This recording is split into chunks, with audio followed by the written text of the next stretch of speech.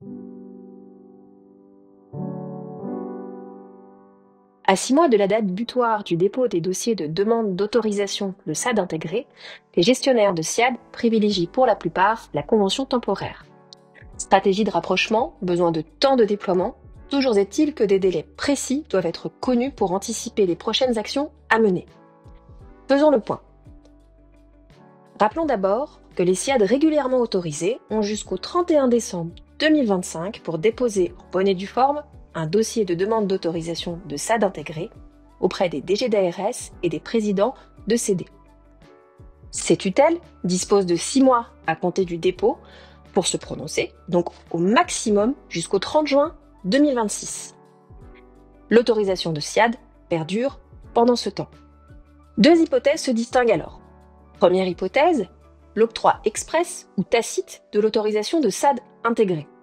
Les entités qui gèrent les futurs ex-SIAD et ex-SAD-aide deviendraient titulaires de l'autorisation de SAD intégré, soit sur décision express des tutelles, soit, et par dérogation, s'applique le principe du silence vaut acceptation, le SVA, c'est-à-dire qu'en l'absence de réponse dans ce délai de 6 mois, le silence des tutelles vaut acceptation de la demande d'autorisation. Les parties qui ont conclu une convention disposent alors de 5 ans au maximum, donc au maximum jusqu'au 30 juin 2031, pour déterminer l'entité juridique porteuse du SAD intégré. À défaut, et en l'état des textes, l'autorisation de SIAD devient caduque.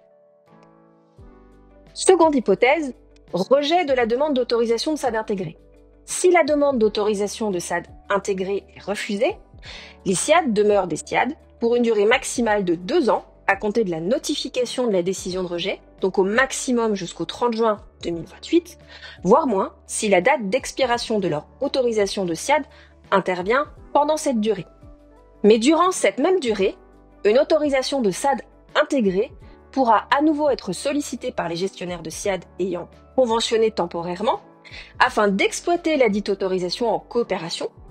Ils disposeraient alors au maximum jusqu'au 30 juin 2033 pour déterminer l'entité juridique unique, à moins que les textes ne changent d'ici là.